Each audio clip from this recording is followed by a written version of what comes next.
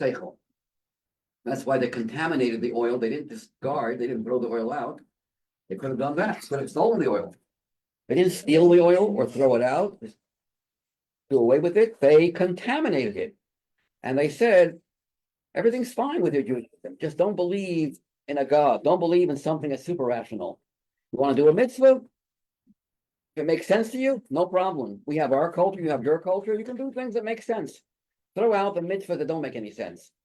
And if you don't, one step further, even if you're going to fulfill the precepts like not wearing shatnez, which really makes no sense, but as long as you say, we trust that God has a good track record, most of his laws make sense, so probably he has some hidden, he's smarter than us, and that a Yavan can understand if you believe in the creator has to be smarter than his creations.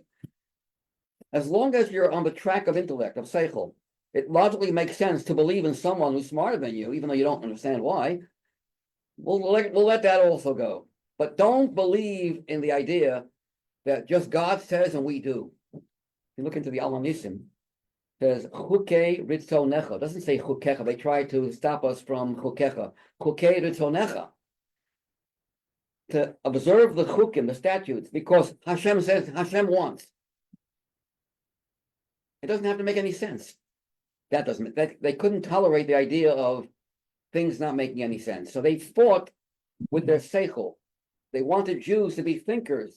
Jews have good heads, we have high IQs, and we're smart people, and that's it. There's no God, there's no super rational. So that's goof, that's seichel, that's the Greeks, Yavanim. They worship seichel. Then we have this Golos, the Roman Golos, Hakol. We have all 2,000 years in Golos. We have all kinds of pogroms, all kinds. We have a Haman types of Goyim. We have the Yavonim. We have all different types of trials and tribulations that we have gone through the past 2,000 years almost.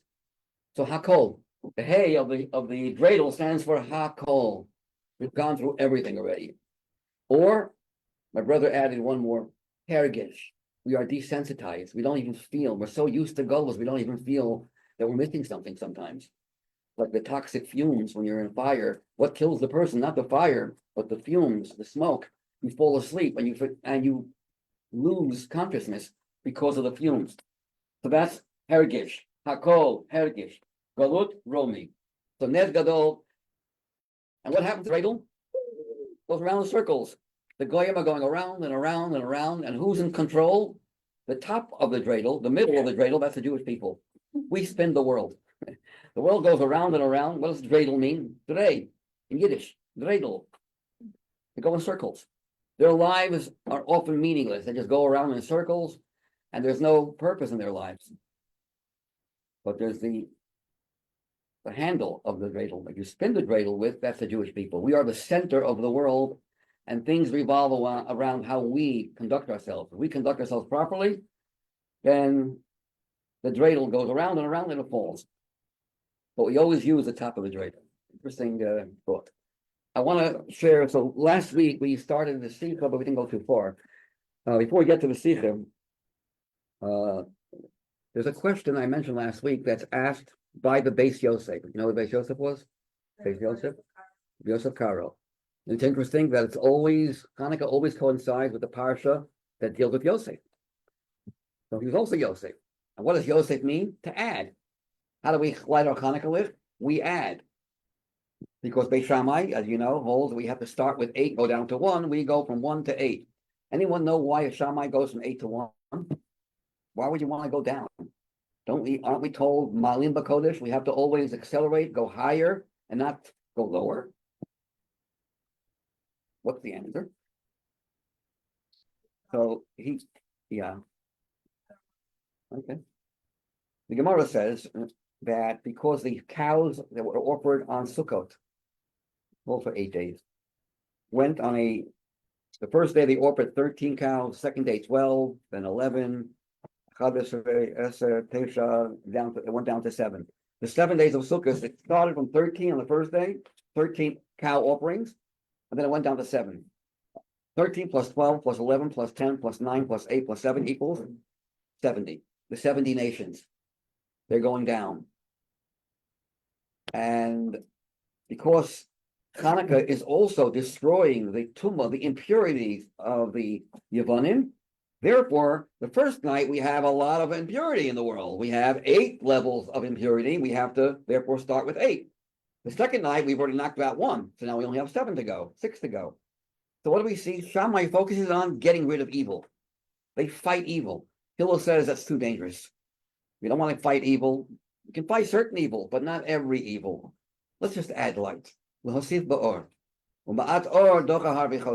light will dispel a lot of darkness. To fight evil is kind of dangerous. Which, by the way, why is it when Mashiach will come, we'll follow Shammai? We're going to light 8 candles tomorrow night. Why? Because when Mashiach will come, we will have the power to completely eradicate, vanquish evil completely.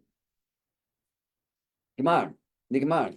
Now we don't have the koyach. Before Mashiach comes, we can't confront evil to a full degree and destroy it. Therefore, it can hurt you. So focus on the good, and that's why we follow Hillel today. Hillel says, what's the word Hillel actually mean? Sparkle, radiant, light. What does Shammai mean? Estimate, evaluate, judge. Gvura. We tackle, we go straight ahead, we go into the lion's den, we fight it, and we can succeed. But not now. When Mashiach will come, Shammai's derech will be the derech. And we will eradicate not just evil, but even the most subtle forms of evil, even the potential for evil will be eradicated. Today we can't do that. It's too subtle, too difficult to handle. That's what these two. By the way, I have an article from my brother's book I gave you, but I didn't give everyone. I only have 6, so I will give. You have the book, so you should give it to someone else. This is about Hanukkah is a holiday of optimism. We don't suffice. Lo maspik mediocrity. What is mediocrity be in English? I don't know. Be'emsa. Mitzua. B'derech mitzua. But kosher.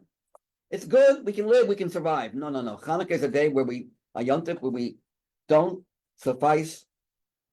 You never know. Either I have 3 people, or I have. Happy Hanukkah, anyways. Where are you going? Huh? Huh? The secret. Secret. From the column, maybe. Chaim. Good to see a lot of people in the room. The Hanukkah is a yontif of clarity. Yontif, that's why we have one question, Beis Yosef's question, and it's the question we asked last week. Why do we celebrate 8 days and not 7? It's one question, literally has 1,000 answers, given by all different, everyone has an answer. Here are some of the answers that are not in the Sicha. What are some of the answers? One answer is, well, we have to celebrate the victory. Well, what's the question, first of all? Why should we only celebrate 7? Because we had enough for one night. So it was only a 7-day miracle. Yeah, but what about winning the war? We won the war. We have to commemorate that also with a candle. So the first night we commemorate the victory of the Milchama. That's one answer. A second answer is, in fact, we found the jug of oil. The jug of oil was sealed with a seal of the Kohen Gadol. What was the Kohen Gadol doing sealing? Why would he put his seal around the oil? That wasn't his job. It wasn't part of his avodah to make sure there's oil that's sealed from any kind of tumah. That itself was a miracle. That we found one little jug of oil. The Yevonim defiled every jug of oil, and there was surprisingly one left with it in touch. That itself was a miracle. First night of Hanukkah. Another answer. We were fighting the war. We didn't celebrate Sukkot. Sukkot is 8 days. So to compensate for not celebrating the 8 days of Sukkot, they made Hanukkah also 8. Another answer. Bris Milah was one of the gezerot shel haYevonim, not to have a bris, babies. That's a powerful. The bris is such a basic connection to God. On the 8th day, baby is born 8 days later. And because they were geyser, they decreed not to have a bris. And Hanukkah is when we won back the ability to have our children having a bris. We therefore also celebrate Hanukkah for 8 days too. Okay. But that's only 4 out of 1,000. There's so many different answers to this question. My brother in his book asks a very interesting question. Why is this question the question that has so many answers? I mean, it's not like a question that we can't go to sleep if we don't know the answer. You know what's the question we can't go to sleep? Why so much suffering in this world? That we want answers for. But why is it so important not to have an answer? I mean, why there's so many answers to this question? Not that basic. So we have one more day of Hanukkah. What do you care? Do you mind you having one extra day of Hanukkah? Why does it bother us so much? Why 8, not 7? My brother says in his book, 8 is Mashiach. We all know the 8 stands for the harp of King David, who had 8 strands. Because 8 represents, as we all know, the Ma'ila Meseder Hishtalshelus, above the whole realm, the scope of time. We're not affected by time anymore when Mashiach will come. We'll transcend time, won't forget anymore. Why do people forget? Time makes you forget. When Mashiach will come, you're not going to forget. I mean, the things you want to forget, but those things won't happen. The good, whatever you learn, you're going to retain 100%. You're not going to forget anything. Why? Because we are 8. We are Lamayla Min Hazman. You're higher than time. The length of time is not going to affect you. What does 7 represent? Natural order. So we're asking, we don't see Mashiach. We want to see the 8. Why 7? Why do we only see 7? Why don't we see 8? The Hanukkah is all about Mashiach, as we'll mention. Why is it that we only can understand why we have 7? The 8 seems to be elusive. Why 8? We want an answer. We want to see 8. We want to see Mashiach.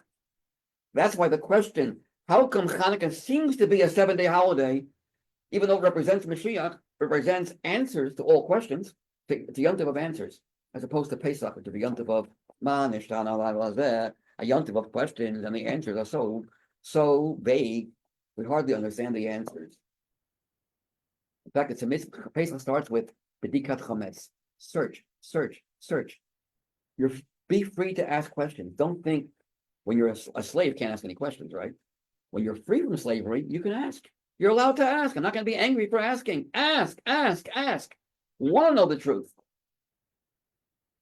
Don't be satisfied with, vague answers. Ask and look and search for the truth. That's what Pesach is all about. Pesach, we were little babies, just born.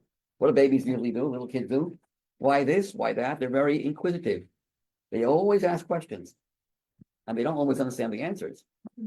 So, when we come in here, when this? Why that? We're little children, so we ask questions. Hanukkah is a yontiv of answers, clarity. In fact, my brother also goes and he says the word Hanukkah how do you spell it? Chanu Chav Hey. That they rested on the 25th after the war. So a war represents questions. When you have questions, you're like fighting, struggling. You're fighting. Ani lamadin. Yes, milchama. When you have questions, you're fighting and struggling to get the answer. Hanukkah is the war is over. Chanu b'chav Hey. But then he goes deeper. What is Chav Hey also in Hebrew? Ko Amar Hashem. You have Ko Amar Hashem, Ze Amar Hashem. Ze means this.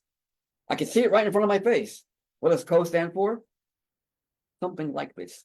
Virtual reality. Ze is real. Ze emet. Ani re'eh ze. Ze begalui. Ko Amar kacha kacha. Something like this. Not exactly. Called virtual reality. A reality that appears to be real. So Hanukkah is put virtual reality to rest. Chanu ko. Take the ko. Stop. Enough with ko. Let's have zeh. In fact, the first word of the Torah reading, on Hanukkah we read the Torah every day in the morning, and it ends with and what is the beginning of the laning? The word zeh. Hanukkah stands for clarity, answering questions. And we're not happy with one answer. If you don't like that one answer, we have 1,000 answers for a question. So Hanukkah is the yontif of clarity. Which parsha do we read during Hanukkah? Parsha Miketz, but also Vayeshev sometimes. The word Vayeshev Yaakov is a hint for Hanukkah. How? What does Vayeshev actually mean? It also, you know it well, right? Sat, you live, well.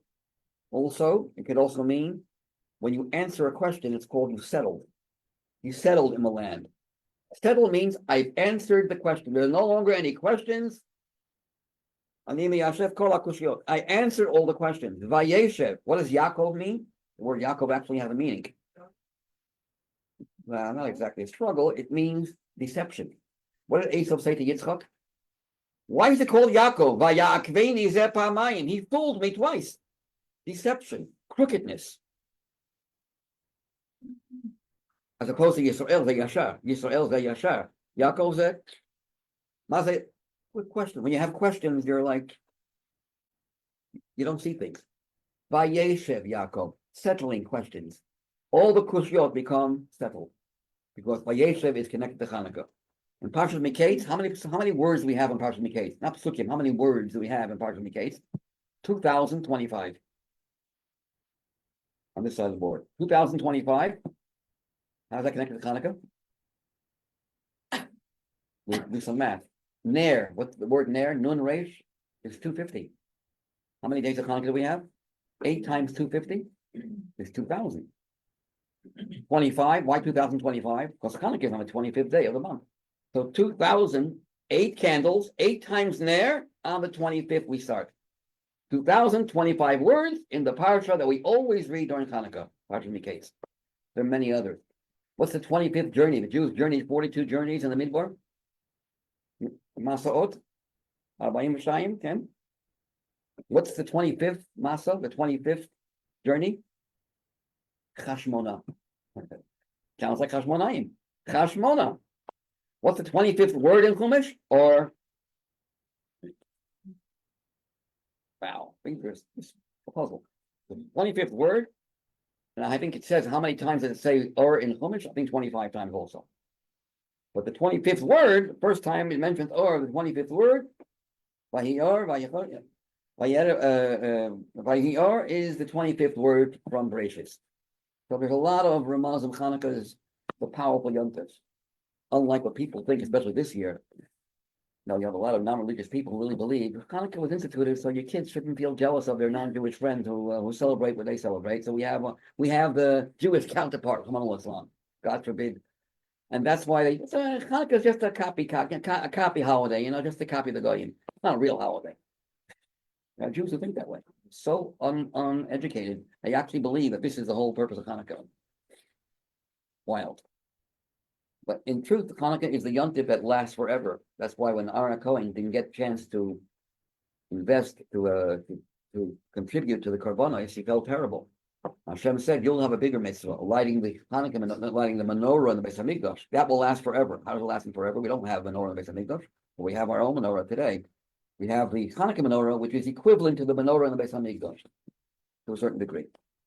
Okay.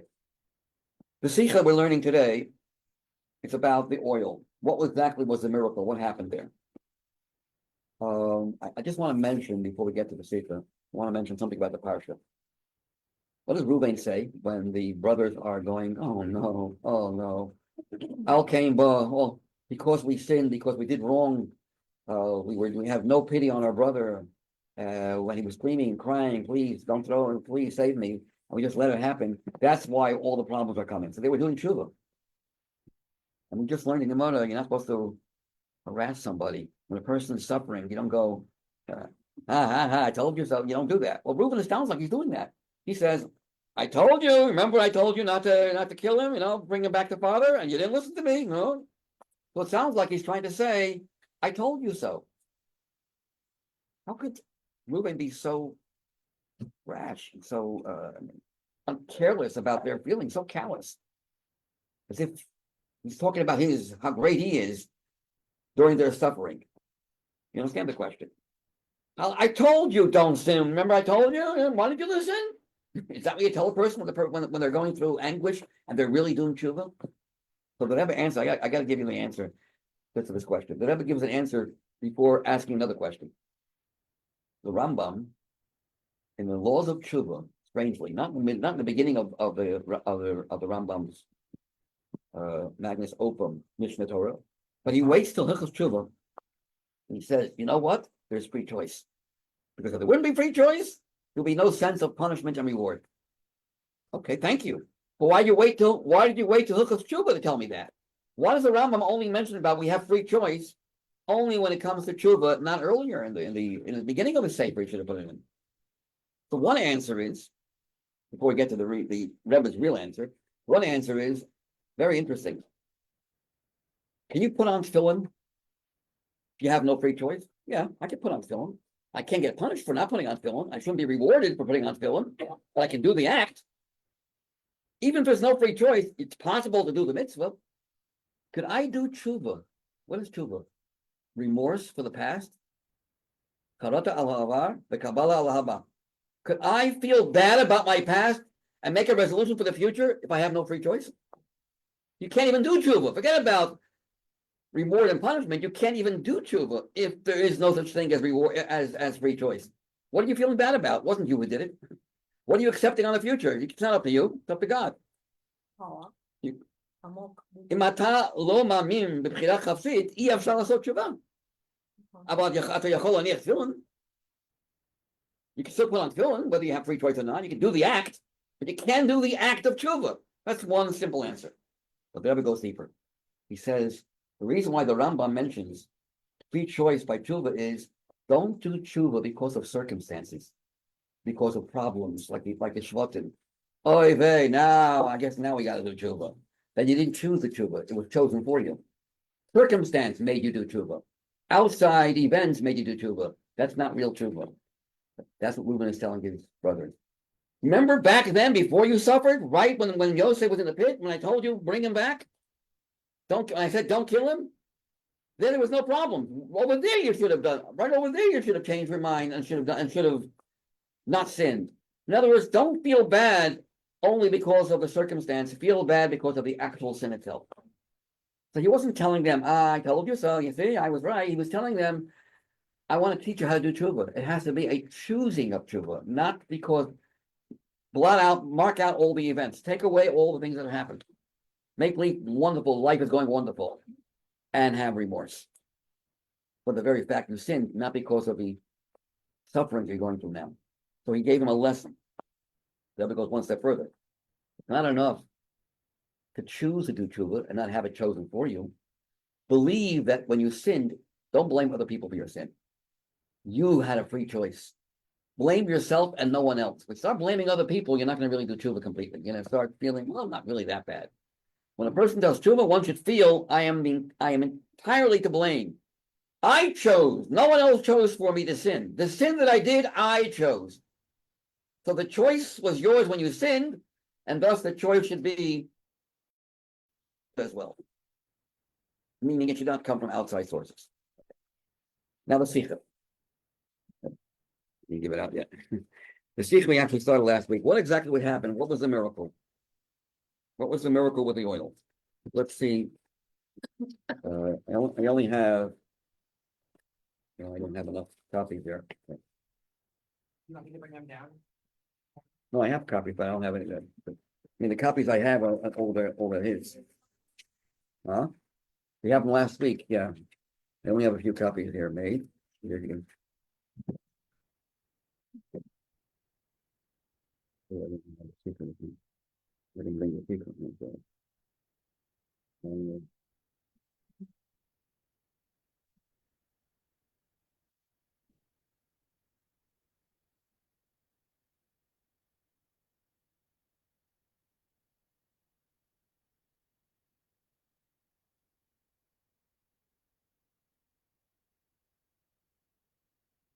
Remember last week we discussed what exactly happened. So there's two different views. Some say actually four. Quantity or quality. How did the miracle occur? And it's also supposed to be an answer. What miracle did we see the first night? We had enough oil, but there was a miracle that we actually noticed at the very beginning. The one answer is because right after we finished, the oil went down. We looked at the jug of oil and it was replenished. It was brand new oil supplied, a brand new supply of oil out of the blue in the jug or in the menorah. So after it burned, it was replenished. It came back again, miraculously. A new supply of oil. Wow. But the Rebbe says that's not such a great miracle. I mean, it's a great miracle. We had that before with Sarah and Rivka. In fact, their miracle is even greater. Because how much oil do you need for a Shabbos licht? just about 2 hours worth of oil. How much oil do you need for Hanukkah? A lot more. It has to last a whole night. In the menorah, the Beis Hamikdash, the amount of oil they had to put in was 6 ounces of oil. 6 ounces. A half a lug. A lug is 12 ounces. 6 ounces is a lot of oil, much more than what you need for Shabbos. Shabbos, you need about an ounce. You needed a whole 12 hours, or maybe even more than 12 hours. Actually, more, 15 hours. Huh? Yeah. Chatzi lug, half a lug is 12 ounces. And then, yeah, it lasted 8 days, not 7. It lasted 8 days. But you started with a lot more oil than when Sarah Rivka started with a tiny amount of oil, and that lasted for 7 full days. Furthermore, you did not need the menorah to be lit 24 hours a day, just 12 hours. Once the morning came, according to some opinions, they were allowed to extinguish it. So it only had to last half days, 8 half days, not 8 full days. Whereas the lights of Sarah and Rivka lasted 24 hours, 7 days in a row. And you started with a tiny amount like that. So really, what is Hanukkah so special? So then Rebbe mentioned, well, what about if we say that the miracle was not the quantity of oil, it was the quality of oil, that the same oil burned 8 times as slow.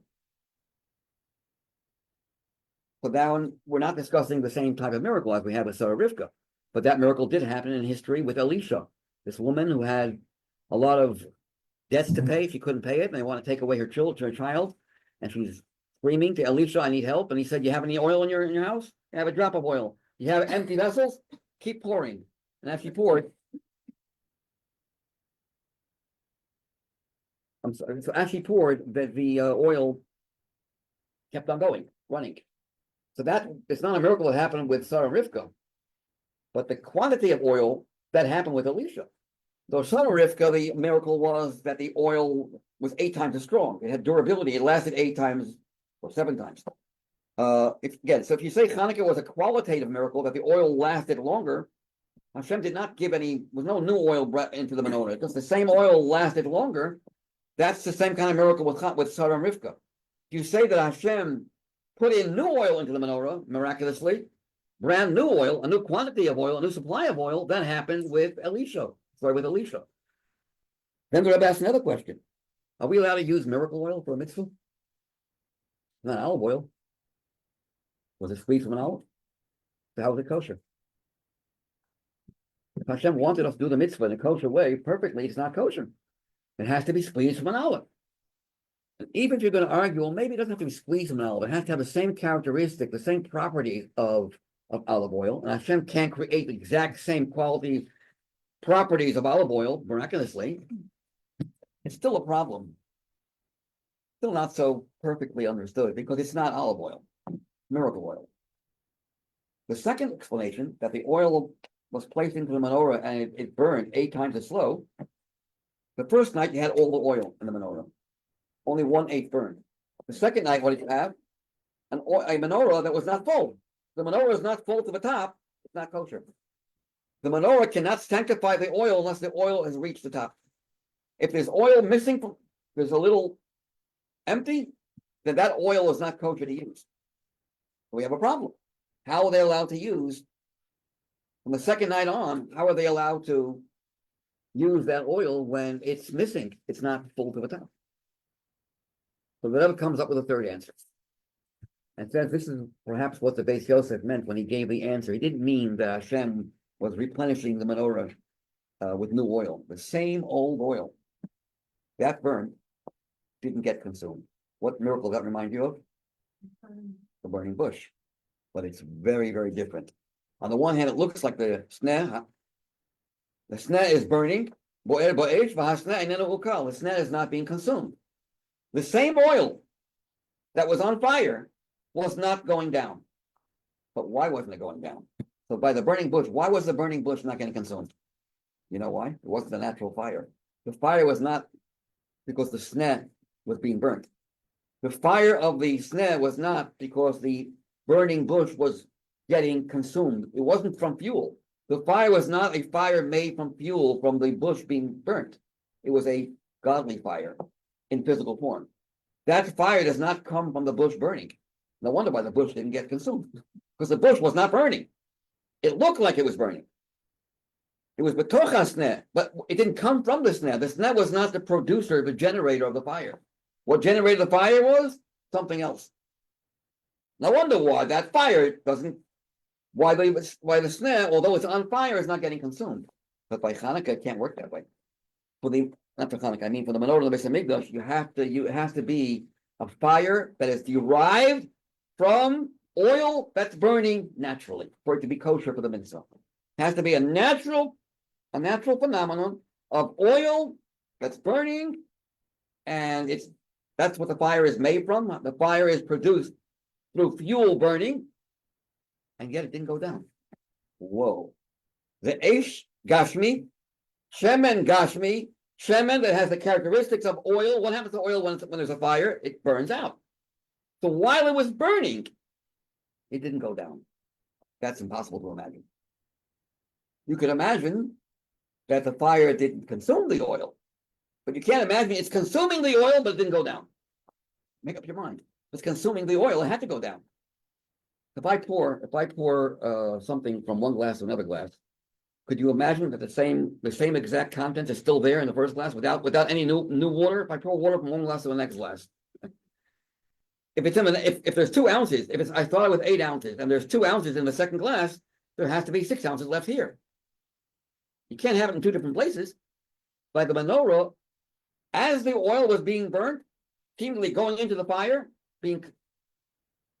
burning into the fire, it didn't go down. That is beyond a miracle. It's called what's it called in the language of Hasidus? Nimna hanimnaot. It's nes v'teva b'yachad. That's like saying, could God make a miracle without making a miracle? Does that make any sense? But you say yes, because the rules of sense don't apply to him. Can you sit and stand at the same time? Or can you have a square circle? Not the circle turning into a square. That's also interesting. But the circle, where do we have that in the Beis Hamikdash? The Aron. It took up space. When you measured it, it had to take up space. And yet, when you measure the actual size of the Kodesh HaKadoshim, it didn't take up space. It had space and no space at the same time. That's the same thing with the Hanukkah menorah. That the menorah, not the Hanukkah menorah, the menorah in the Beis Hamikdash. The oil was oil that had its limitations. It burned like oil, and yet it didn't go down. There was no new oil. It's olive oil, not miracle oil. It's the same old olive oil that miraculously is burning, but it's not. There's no new oil, and it was always filled to the top. The oil never went down. It never went down. Not because Hashem was tricking it and hiding and and he was supplying it with new oil. The same old oil just didn't go down. Wow. So we have 3 different types of way of explaining the miracle. One is Hashem added new oil. Once he added the new oil, how did the oil burn? Normally. There was nothing new about how it burned. The fact we had the oil provided for us was a miracle. But once it burned naturally. The second level is, no, it burned very slow. You can watch something happening. While it was burning, you can notice there's a miracle going on right now. Such little oil is lasting so long. You can tell that it's burning 8 times as slow. That's a miracle. You can see the miracle. The third level is, not just can you see the effects of the miracle is ongoing. Because for a circle to be a square simultaneously, or for something to be burning and not getting consumed, it's a constant miracle, an ongoing miracle. Not that the effects of the miracle are noticed. The miracle is ongoing. So the Rebbe says, what's a miracle and what's nature in our own personal lives? Serving God according to nature means based on how you think and how you feel. I'm not going beyond myself. The way I understand, that's how I serve Hashem. The way I feel, that's how I serve Hashem. Hopefully, you have the right feelings and the right understanding. That's a little risky. What's the ingredient of a miracle in your life? Kabbalah soul. When a person accepts the yoke of Hashem, regardless whether I understand it or not, self-sacrifice, self-surrender, surrendering self, that's a miracle. It's called a miracle in your life. I'm going beyond myself. I'm not serving Hashem based on how I feel, how I understand, but based on what he wants me to do. Now the question is, where do we experience a miracle in our lives? Where do we experience something? Where do we experience the Kabbalah soul in our life, in our daily lives? When we say Shema. We say Shema Yisrael, huh? Yeah. We say that we're giving up. We submit ourselves to Hashem. That's when we experience for the day. That's the miracle experience of the day. The rest of the day, we serve Hashem using our mind. You have to use your head. You got to learn. You got to use your mind. And of course, you have feelings. We have feelings, so we use our emotions as well. But what gives us the jolt, the boost? The morning davening. Only this davening? Right. Yeah. So it depends. Sometimes, if you're on a higher madrega like a tzaddik, it doesn't have a need to have a constant reminder, Kabbalah Sol, Kabbalah Sol, Kabbalah Sol, because his brain and his seichel and his midas are very refined. His normal way of thinking is also in tune with Yiddishkeit. He does not need a constant reminder, hey, you promised to have Kabbalah Sol. By a tzaddik, the one time in the morning thing, it's like a reminder. You know, if I remind you of something, you go, oh, thank you, now I'm not. Like sometimes you're talking and you forget what you were saying. You remember, oh, now I don't need you anymore. So in the morning, you have this Kabbalah Sol, good. Now I can just put that aside, but in the back door, it's keeping me at check. It's making sure that I don't deviate. I don't need it to be in the front of my mind. I don't need to be in this. I don't have to have it be thinking about it consciously, because my mind and heart, if you're a tzaddik or you're living in a time when we have a Beis Hamikdash, you don't need that much of a reminder. So the first level of the miracle, what was the first level of the miracle? Hashem put a new oil into the menorah. Boom. That's the end. Now, how does it burn? Naturally. The oil is not different. The oil is it burns like regular olive oil. If a person would not have seen the miracle, would never know there was a miracle. It was a one-time change where Hashem said, let there be oil. Once that happened, from now on, the oil will burn naturally. So it's a 1 second miracle. Doesn't need to really be seen throughout the burning. Second type of miracle is, no. As it's burning, you can see something strange. It's burning so slow. You could actually notice the miracle during the day. That's when a person's not a tzaddik, or you're living in a time where there's golus.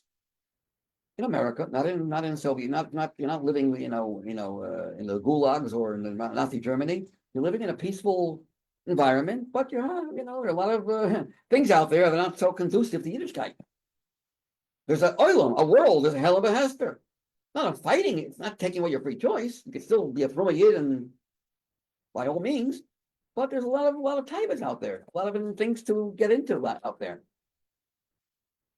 So over there you need the second level of the miracle. There you need that the reminder shouldn't just be, a once in the morning reminder. There you need to feel the effects of your Shema that you said in the morning while you're learning, while you're davening, while you're doing everything, whatever you're doing. Because if you're going to lose track of the memory of what you said in the morning, you're going to fall. So there the miracle isn't on, the effects of the miracle are ongoing. The miracle happened just once, but the effects of it are noticeable even later too. One more thing. The third level is when a Jew is not just living in Golus, you're living in a Golus that's trying to stop you. You're living in the times of Hanukkah where the Yavanim wanted to kill us, wanted to destroy us, or in the time of Haman, or during the Nazi Germany, or in the Gulag. You're living under threats to your life. Your very Judaism and to your life. You have to fight to survive. Oh, then we need a third level. Then we need not just to feel the effects of the miracle. We need the miracle. We need to have an ongoing level of Mesiras Nefesh. If you're going to 1 second rest from your Mesiras Nefesh, you're going to fall. Because the enemy is fighting you. You can't just sit back and just remember how you daven in the morning. You have to have this intense adrenaline of Mesiras Nefesh. Who had that? Rabbi Akiva. Rabbi Akiva fought against the Romans, and he said, I'm in anguish. Why can I not be Zoicha to be a martyr? He wanted to be a martyr, give his life away, Kiddush Hashem. He felt the Mesiras Nefesh 24/7. I don't know how it affected his simcha, but he felt the need to have the schus of being a martyr. That's the third level. Where not just the effects of the miracle are noticed, because the oil is going down slowly. There's no sense in what's happening. It's burning and not getting consumed at the same time. How could oil burn and not get consumed? And there's no new oil. There's no supply of new oil. The same old oil is burning and not getting burned. That makes no sense. So if God makes 2 and 2 5, we better keep on making it 2 and 2 5. The second he stops making 2 and 2 5, it'll be 4. Just like when you throw something up in the air, the moment the power that propelled that ball to be up in the air will fall to gravity. It will fall down to the earth because it's against its nature. There's no normal. It's not normal for there to be two opposites coinciding.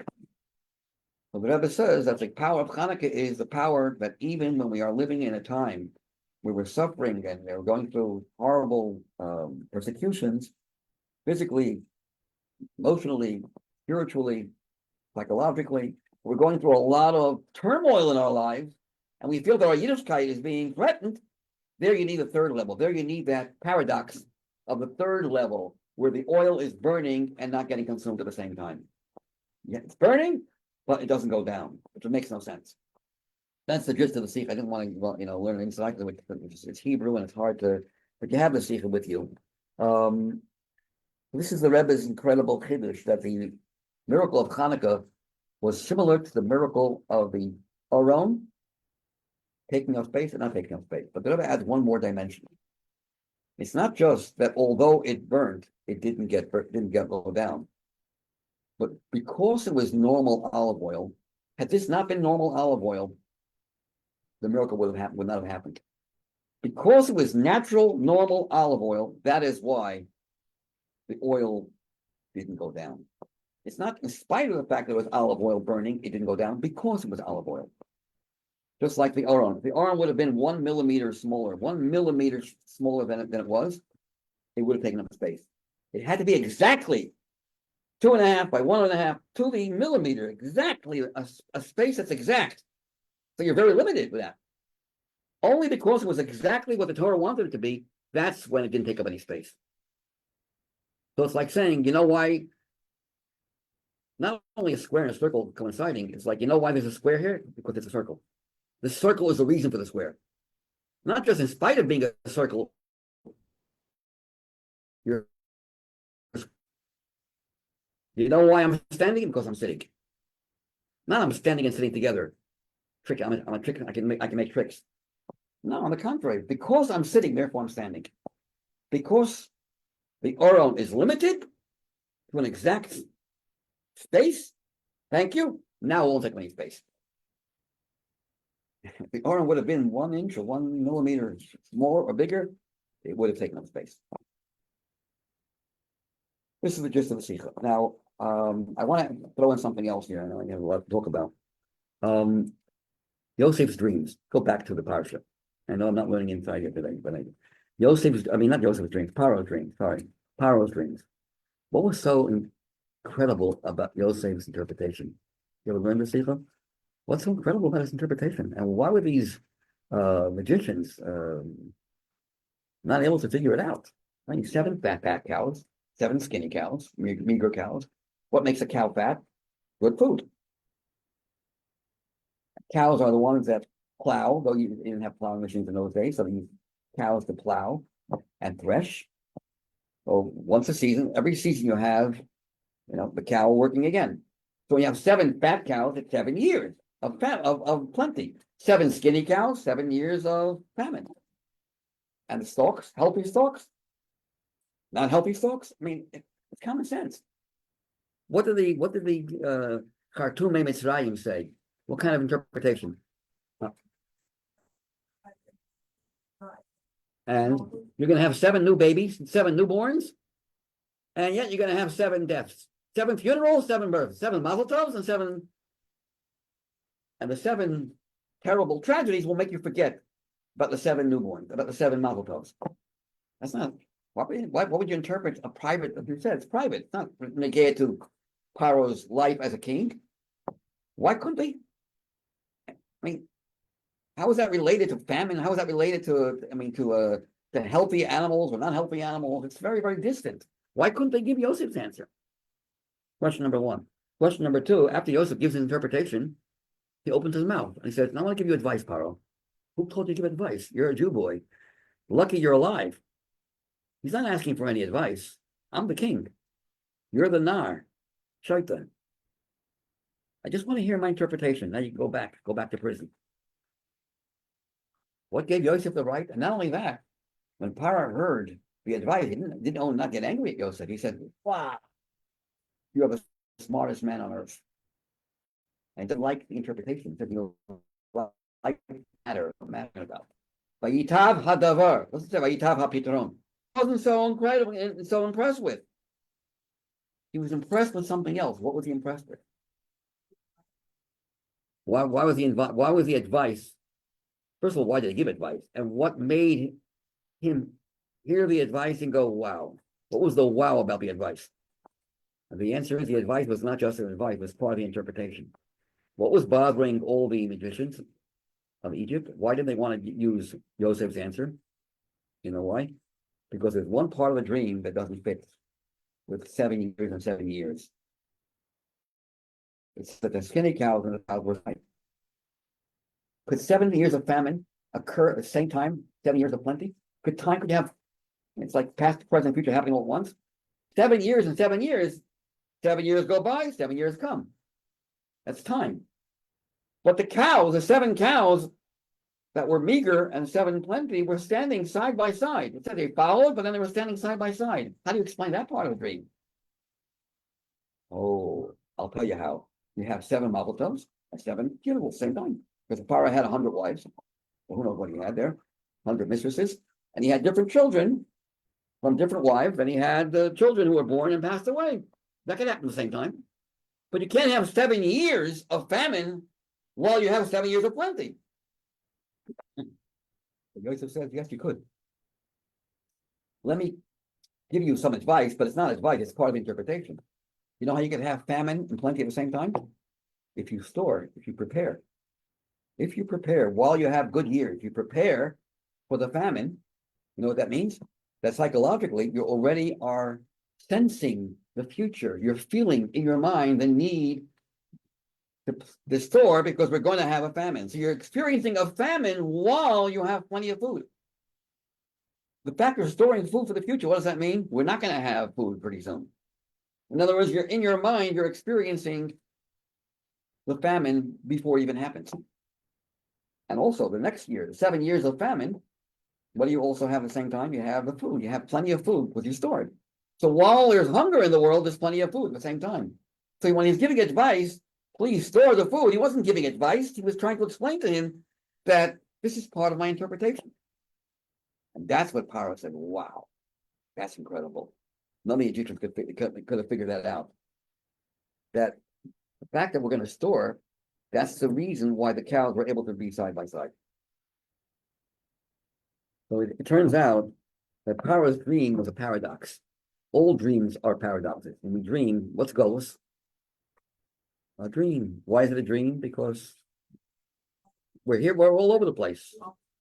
Yeah, we daven, we eat, we daven, forget about the davening, we're into, we get a chayis, and then 2 minutes later, we're eating, some maca ice cream or something, and the davening at euro gone to the wayside. And then it comes back and forth. We're all over, like in a dream, you're all over the place, here, there, and boom. You're jumping all over, you're here, you're in Canada, you're in Florida, and there's no problem. But it says that Yosef was the interpreter of dreams. He was able to find the secret of the energy that's behind dreams. Dreams are a very, very high energy. The fact that we can see two opposites, you know where that comes from? From a level that transcends logic. It comes from the part of the soul where opposites can occur. It seems like you're weak, your mind's not working, you're asleep, you're not functioning properly. That's why things seem to make sense to you. But the truth is the secret energy of a dream is a very powerful, it's called in Kabbalah, igulim, circles. You're above the laws of higher and lower. You've transcended the higher and lower, and you've gone into a level where everything is a circle, everything is equal. In God's mind, there are no opposites. So the source of the energy of a dream is very, very deep. When you uncover that depth, the Geula comes. When you uncover the secret energy that's found in a dream in Golos, that's the Geula. So that's why Yosef was the dream interpreter, and he is, thanks to him, we were able to get out of Mitzrayim. Even though he brought us into Mitzrayim, seemingly, it was he that through him, through all the energy that he possessed and the power that he had to unveil the secret energy of the Golos, he was able to get us out of Golos. Yes. Halacha was like, you have a dream that is very pregnant and you already find it.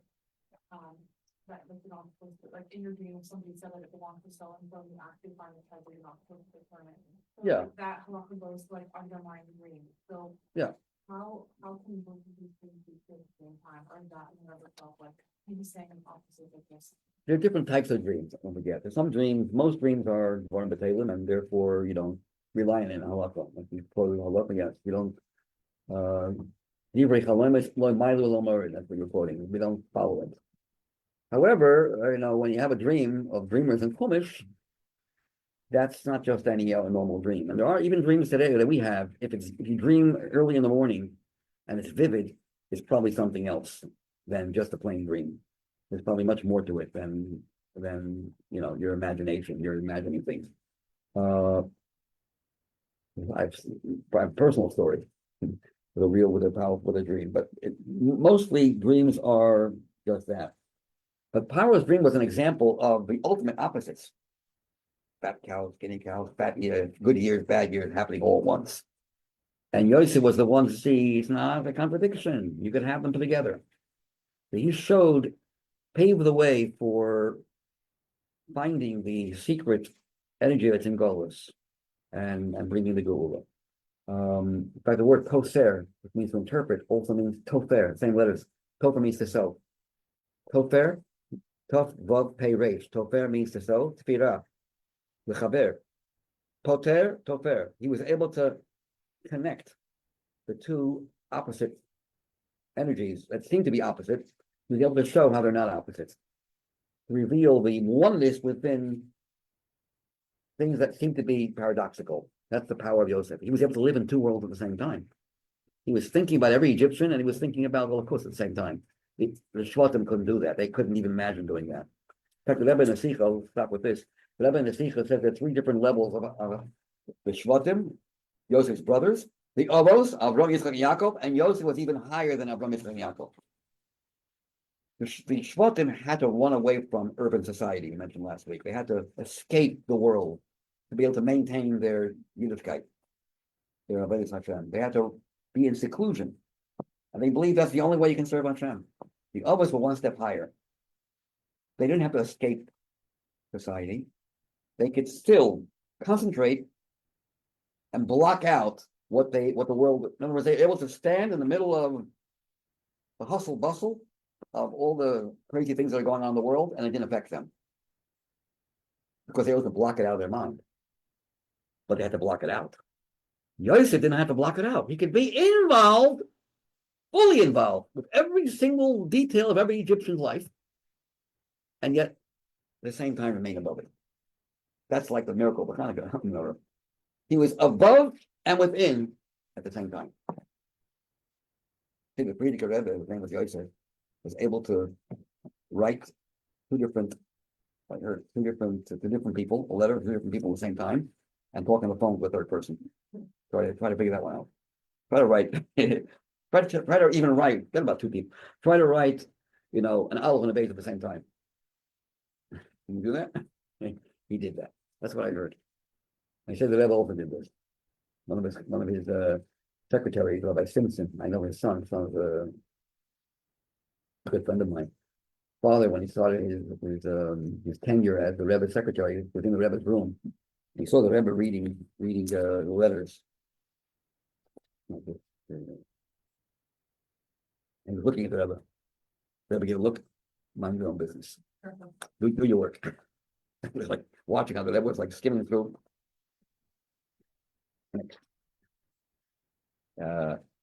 it's not normal. So Yosef was known to be in two worlds at the same time. He was able to sew together two opposites. No dream was hard for him to interpret, however crazy it sounded.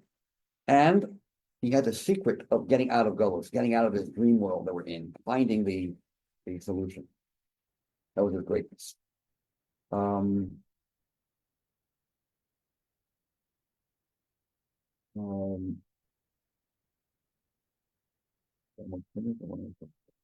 yeah. The Shamish, we have the Shamish here. He doesn't count. But thanks to the Shamish, all the other lights, all the rest of the candles get lit. Then he stands in the background. That's a person who provides everyone with their needs, but doesn't take any credit for it. The Shamish serves the Hanukkah menorah, but doesn't take any credit for it. That's another interesting thing to focus on Hanukkah. There's a famous question that I'm not going to discuss now, but I'll discuss it maybe in the Gemara class. Why is it there's no tractate Hanukkah? There's no Masechta Hanukkah. There's no Mishnah on Hanukkah. There's a Gemara, but there's no Mishnah. There's no Mishnayos that relate to Hanukkah. They relate to the laws of Hanukkah. There's only one Mishnah, well, actually more than one, but they don't discuss the law. They discuss the Yontif, maybe, but not the actual laws of lighting the menorah. And there's plenty of laws about the menorah. The only time the menorah is mentioned is when it does damage. Someone had a menorah and he placed it outside. A guy's camel was walking by, and all the flax on the camel, or whatever he was, catches onto the menorah. Is the person responsible for putting menorahs outside, knowing that people can pass by, or not? That's the discussion. The only time we have a Mishnah discussing the menorah is one Mishnah, and the menorah is doing damage. Why in the world would there be no Mishnah? And so why is there no tractate Hanukkah? There's a tractate Purim, we have a tractate Megillah. Every subject have Shabbos, we have Sukkah, we have Yom Kippur, we have Rosh Hashanah, we have laws of marriage, the laws of Ksuba, laws of get, divorce, the laws of levirate marriage, Sanhedrin. We don't find any. Every Yom Tov has a law. Pesach, Pesachim, we have, of course. Shavuos, we have a whole Masechta that talks about Yom Tov. Yes, Megillah, called Tractate Megillah. Nothing for Hanukkah. Why is that? So we'll discuss that in another class.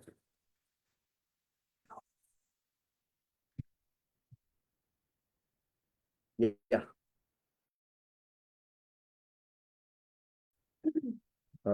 Correct. From the Gemara. But why is there no Mishnah? Rebbe is the codifier of the Mishnah, and he didn't. So there's an answer that's given, but it's a very strange answer, and everyone knows why it's strange. It's a very, very hard to believe answer. Again, my brother in this book here, called Hanukkah Deleted, you'll see it in English, where he gives a phenomenal answer as to why Hanukkah was deleted. Not the answer that people understand is the right answer, a whole different answer, quite fascinating. Okay, so anyone wants I have some extra copies of this. You can pass it out. I only have a few. If you want, this is for you to keep. It's an article about the optimism of Hanukkah. Hanukkah is the Hanukkah of optimism. אז בשמע ישראל, זה בעצם גורם, שמע ישראל בבוקר, זה בעצם גורם לביטול, להרגשה של, כן. ואם בן אדם מתפלל רק מנחה. אם אתה לא שלחת לי גם כן. אבל אם הוא לא מתפלל, שחררי. גם 18 זה לא. גם עוד אני לפניך, זה גם קצת... גורם לביטול? כן, עוד אני לפניך, מלך חי וקיים, שהחזרת בי נשמתי, וגם... שאומרים בבוקר שקמים. אוקיי, אבל שמע ישראל זה מאוד. מה יש לו יותר חזק? ו18 של מנחה. אנחנו צריכים הכנה בשביל 18. 18 זה כבר עומדים לפני המלך. במנחה לא עושים הכנה. אומרים אשרי. למה עושים? בגלל שזה כבר לא שחר. למה לא עושים בגלל שזה הם של השחר? You can't start in the middle, you have to start in the beginning. אז מה עדיף, שחרית יותר ממנחה? To a certain degree, yes. Mincha is also very, very important, because it's in the middle of the day when you're busy. But shacharit is the כמו breakfast. אני יכולה לעשות שחרית בזמן של מנחה? Look at 770, everyone daven shachar, it's 2 o'clock in the afternoon. I don't know how it's right. It's better to do it, like you can't do it earlier, even a little bit. Right? Lama? כי קשה לי עם תפילה, אז קיבלתי על עצמי תפילה אחת ביום, וכאילו זה לא מספיק לי. Ask Rabbi Greenberg. What do you think? אוקיי, אני אשאל אותו. The stock by. Huh? What you need the stock by. So I'm not sure, you might be able to keep it, but after Hanukkah, for sure you can have it. And I'll ask the person who gave it to me, my nephew, if he needs it back. He might not need it back. He has an extra one. Okay? No pressure.